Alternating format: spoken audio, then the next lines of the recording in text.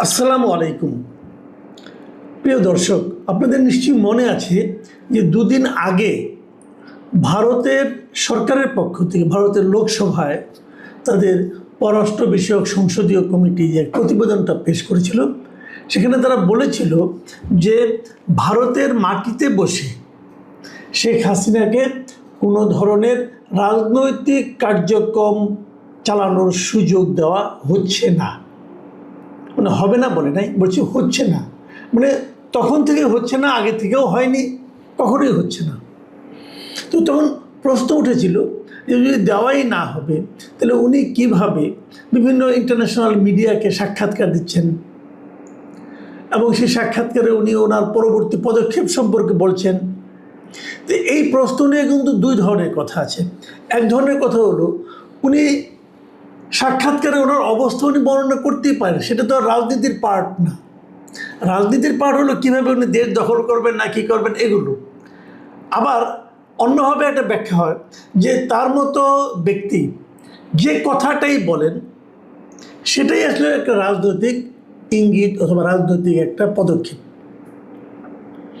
এটা নিয়ে দুই রকম বিরোধ থাকতেই পারে, কিন্তু যখন নাকি এই কথাটা বলা হলো তখন অতীতের বিষয় নিয়ে নানা রকম আলোচনা হলেও একটা কথা কিন্তু মানুষ ভেবেছিল যে তাহলে আমরা ভবিষ্যতে হয়তো এ ধরনের আর কোনো রকম কর্মকাণ্ড দেখব না। কিন্তু বাস্তব হলো সম্পূর্ণ উল্টা। উল্টা কীভাবে? যে আজকে ভারতেরই একাধিক মিডিয়াতে, ইন্ডিয়া টুডে, দ্য হিন্দু, এরকম সকল মিডিয়াতে একটা খবর বেরিয়েছে। সেই খবরটা হলো যে উনি আগামী 5 তারিখে, মানে ডে আফটার টুমোরো, পরশু দিন, উনি প্রথমবারের মতো ভিডিওতে আসবেন। মানে একটা অনুষ্ঠান হবে, সেই অনুষ্ঠানে উনি আগামী 5 তারিখে সন্ধ্যা 6টা থেকে 7:30 পর্যন্ত নয়াদিল্লির মাথুরা রোডে অবস্থিত স্যার মার্ক টালি অডিটোরিয়ামে একটা অনুষ্ঠানের আয়োজন করা হয়েছে। এই অনুষ্ঠানটার আয়োজন করেছে foreign correspondent club of south Asia, মানে FCC সাউথ এশিয়া। এখানে একটা ভার্চুয়াল অনুষ্ঠান হবে।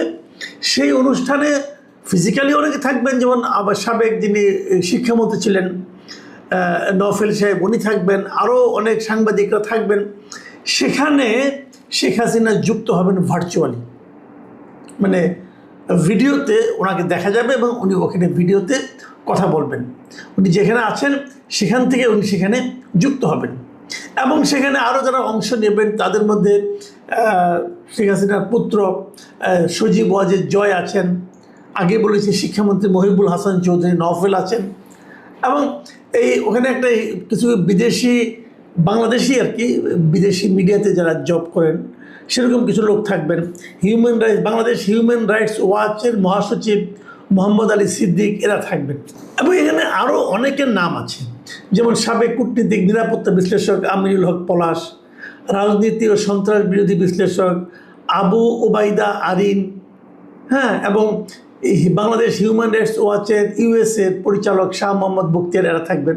তবে যে নামটা আমার কাছে খুব ইন্টারেস্টিং মনে হয়েছে সেটা হলো যে সাবেক ক্রিকেটার, আওয়ামী লীগ আমলের শেষ সংসদের সংসদ সদস্য মিস্টার সাকিব আল হাসান, তিনিও এখানে থাকবেন এই অনুষ্ঠানে। তো এইগুলো অনেকটাই মানে আন্তর্জাতিক মিডিয়া, ভারতের মিডিয়া, আমাদের বাংলাদেশের মিডিয়া, সব জায়গায় কিন্তু একটা কৌতূহল সৃষ্টি করেছে যে প্রথমবারের মতো উনি ওনার ছবি মানুষ দেখতে পাচ্ছে, উনি প্রকাশ্যে আসছেন। ভার্চুয়ালি হতে পারে, ভিডিওর মাধ্যমে হতে পারে, কিন্তু ওনার চেহারাটা দেখা যাবে এবং ওই চেহারা দেখিয়ে ভিডিওরভাবে উনি কিছু কথাবার্তা বলবেন। উনি কি বলবেন কি না বলবেন এটা নিয়ে মানুষের মধ্যে একটা কৌতূহল তৈরি হতেই পারে, এই কারণে যে উনি কিন্তু বেশ কিছুদিন আগে ঘোষণা দিয়েছিলেন যে উনি এই বছরের ডিসেম্বরের মধ্যে দেশে ফিরবেন। একা নয়, দলের শীর্ষ পর্যায়ের নেতাদের নিয়ে উনি দেশে ফিরবেন। এখন প্রশ্ন হচ্ছে যে এটা নিয়ে আমরা আগে আলোচনা করেছি যে উনি কীভাবে ফিরবেন, ফিরলে কী হবে, কি হতে পারে, সরকার কি ভূমিকা নেবে, এখানে অন্য যারা আছেন বিভিন্ন রাজনৈতিক দল তারা এটাকে কীভাবে নেবেন, এরই মধ্যে অনেককে দেখলাম বেশ মানে মানে অহংকার করে বলছিলেন শেখ হাসিনা জীবনে দেশে ফিরতে পারবেন না, ওনার লাশও দেশে ফিরবে না। আমি নিজেও একসময় মনে করতাম যে উনি হয়তো আর দেশে ফিরবেন না, ফিরতে পারবেন না। কিন্তু এখন অবস্থা দৃষ্টিতে মনে হচ্ছে যেন সব কিছুই চেঞ্জ হয়ে যাচ্ছে।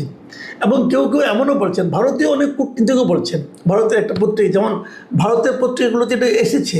দেখুন আমি আপনাকে দু একটা পত্রিকার হেডলাইন বরং দুটো পত্রিকার হেডলাইন বরং বলি। যেমন ইন্ডিয়া টুডে, তারা হেডলাইন করেছে যে 2 years after ouster Sheikh Hasina to make first public appearance in India, মানে ক্ষমতাচ্যুত হওয়ার 2 বছর পর শেখ হাসিনা প্রথম পাবলিকের সামনে আসছেন। যেভাবে আসুন, ভিডিওর মাধ্যমে হোক না হোক আসছেন। এবং এই আসার জন্য উনি বেছে নিয়েছেন ঠিক 5 আগস্টকে, যে 5 আগস্টে ওনাকে সর্বশেষ দেখা গিয়েছিল, জনগণ থেকে সবশেষ যেদিন দেখেছিলেন, তার ঠিক 2 বছর পূর্তির দিনে উনি আবার জনগণের সামনে আসছেন। এখন এই 5 আগস্টকে বেছে নেওয়া, এটাও কি কোনো ইঙ্গিতপূর্ণ বিষয় কিনা এটা আমি বলতে পারবো না, কিন্তু এটা নিয়ে কিন্তু আলোচনা চলতেই পারে যে হোয়াই 5th of আগস্ট, এটা অন্য দিনও তো হতে পারতো, তা হয়নি, একদম 5 তারিখে হয়েছে। কাজে এখানে হয়তো উনি কী বলবেন না বলবেন এটা নিয়ে তো অন্যরকম আলাপ আলোচনা চলবে। হয়তো উনি বলবেন ওনার রাজনৈতিক ভবিষ্যৎ, উনি হয়তো বলবেন উনি পরবর্তী পদক্ষেপ কী হবে, অনেক কিছু বলবেন। তো এটা নিয়ে আলোচনা হচ্ছে। কিন্তু ইন্টারেস্টিং একটা হেডলাইন আমি দেখলাম, ভারতের খুব বিখ্যাত একটা পত্রিকা দ্য হিন্দু, ওনারা যে শিরোনামটা করেছেন সেটা আপনারা শুনুন। ওনারা শিরোনাম করেছেন যে Sheikh Hasina to hold pressure on August 5, a month before Tarique Rahman's expected visit. মানে তারেক রহমান ব্রিক্স সম্মেলনে কিন্তু যাওয়ার জন্য তাকে আমন্ত্রণ জানানো হয়েছে। যদি উনি সেখানে যান সেটা হবে সেপ্টেম্বরে, মানে উনি যাচ্ছেন তাহলে যখন তার 1 মাস আগে হাসিনার এই যে বাইরে বেরিয়ে আসাটা, এটা তারেক রহমানের সরকারের উপর এক ধরনের প্রেশার তৈরি করতে পারে। এবং দ্য হিন্দুর এই রিপোর্টটা লিখেছেন কল্লোল ভট্টাচার্য, আমি রিপোর্টটা পড়লাম। এখানে উনি বেশ কিছুগুলো কথা বলেছেন।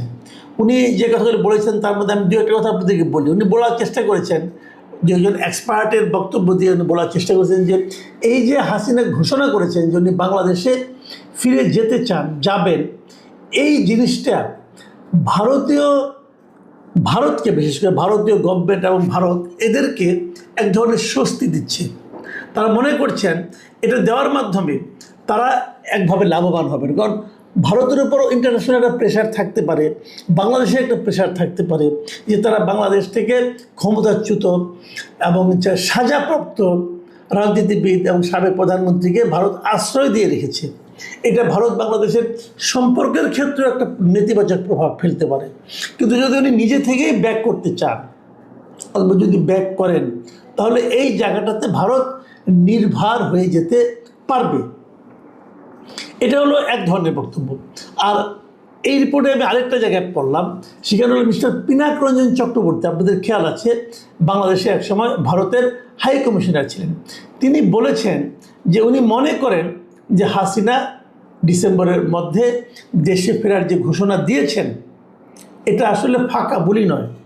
উনি মনে করেন যে হাসিনা আসলেই ফিরবেন, এবং উনি এটা কারণ হিসেবে বলছেন যে ওনাকে আসলে উনি যদি না ফিরেন তাহলে হয়তো আওয়ামী লীগই হারিয়ে যাবে। আওয়ামী লীগকে টিকিয়ে রাখার স্বার্থেই ওনার ফিজিক্যাল প্রেজেন্স বাংলাদেশে এটা খুব জরুরি, এবং যে কারণে উনি ফিরবেন। এবং উনি আরেকটা কথা বলেছেন যে তার অ্যাগেনস্ট, তার বিরুদ্ধে কোনো ধরনের লিগ্যাল যদি প্রসিডিওর গ্রহণ করা হয়, লিগ্যাল কোনো রকম ব্যবস্থা নেওয়া হয় যাতে নাকি উনি ফিজিক্যালি ওনার কোনো শারীরিকভাবে ওনার কোনো ক্ষতি হতে পারে, সেই বিষয়টা নিয়েও কিন্তু ওনাকে চিন্তা করতে হবে, তারপর ওনাকে ফিরতে হবে। এবং উনি এটাও মনে করেন যে এটা ইমিডিয়েট যাওয়ার সঙ্গে সঙ্গেই হয়তো কোনো ধরনের পানিশমেন্ট ওনাকে দেওয়া হবে না, ওনাকে এটা নিয়ে আপিল করার সুযোগ দেওয়া হবে। এবং এক্ষেত্রে ভারতও কোনো ভূমিকা রাখতে পারে কি না এটা নিয়েও কিন্তু উনি এক ধরনের একটা সম্ভাবনার কথা বলেছেন। মানে ওনার বক্তব্য হলো যে এটা আমি অবাক হব না যদি ভারত এখানে কোনো একটা ভূমিকা রাখে এবং ভারত যদি এই বিষয়টি নিয়ে বাংলাদেশের সঙ্গে আলোচনা করে এবং ওনার নিরাপত্তার ব্যাপারটা এনশিওর করতে চায়।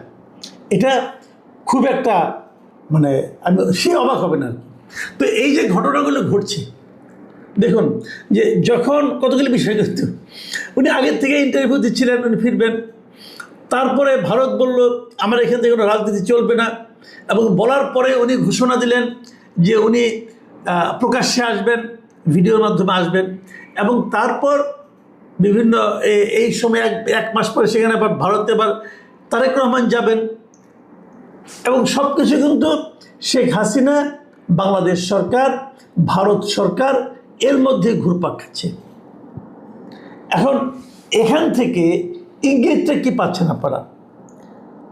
এখান থেকে কিন্তু অনেক কিছু ঘটবে এরকম মনে করা যায়, এবং যে ঘটনাগুলো ঘটবে বলে আমি মনে করি শেষ পর্যন্ত। এখানে আবার আরেকটা কথা বলে নিই, আরেকটা কথা বলে নেওয়া দরকার। সেটা হলো, আমাকে আবার আমাদের দেশের একজন সিনিয়র সাংবাদিক উনি বললেন যে যদিও শেখ হাসিনা বলছেন উনি আসবেন, কিন্তু শেষ পর্যন্ত উনি ভিডিওতে আসবেন না। এটা হলো আরেকটা সোর্সের কথা। যুক্তরাষ্ট্রে অবস্থানরত কিছু আওয়ামী লীগের লোকজন তারা নাকি এটা বলেছেন যে উনি আসলে আসবেন না। এখন যদি উনি মানে ওনারা যদি ভিডিওতে না আসেন, তার কি অর্থ হতে পারে এবং তার কি আফটার ইফেক্ট হতে পারে? আমি পার্সোনালি মনে করি না আসলে ওনার নেতা কর্মীদের মধ্যে একজনের হতাশা তৈরি হবে, এটা যেমন ঠিক, পাশাপাশি এখান থেকে আরেকটা ইঙ্গিত পাবেন যে তাহলে আমরা বুঝবো যে ভারত সরকারই হয়তো ওনাকে ভিডিওতে আসতে বাধা দিচ্ছে।